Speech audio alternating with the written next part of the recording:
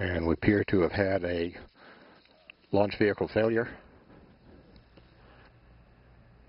There is little else we know at this point as the engineers try to find out what has happened.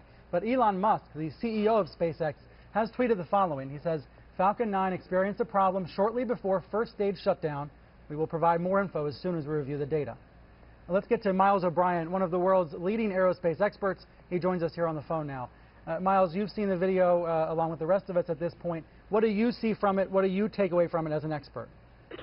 Well, clearly it's a catastrophic failure, Brian, right? As they're about to jettison that first stage, you have to remember that everything that is happening in a rocket at that time is at the very edge of what we consider engineering capabilities. And it doesn't take much of a weak link to cause what you saw just there. Incredible dynamic forces, a lot of speed, a lot of pressure on the structure itself.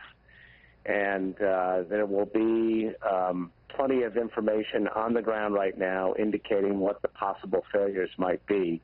A rocket has a huge amount of telemetry, amount of data that is coming down to the ground as it rises to orbit, and so I'm sure they'll be able to figure this out pretty quickly, but it's a big setback for the International Space Station program for sure. And perhaps for SpaceX as well. I'm talking to CNN's Rachel Crane over email. She has been studying and covering the SpaceX missions for a long time, as have you, Miles. And she pointed out to me SpaceX has a perfect record on these cargo missions until today. This is their 7th official supply mission, actually 8th flight to the station. They had a test run.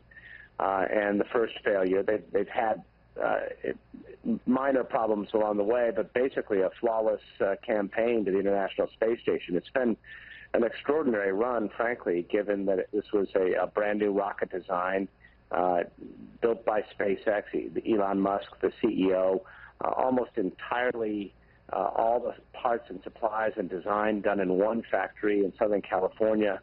It's been an extraordinary campaign and an extraordinary run, and getting to space is not easy. Frankly, a lot of us were surprised that they got this far without a serious failure.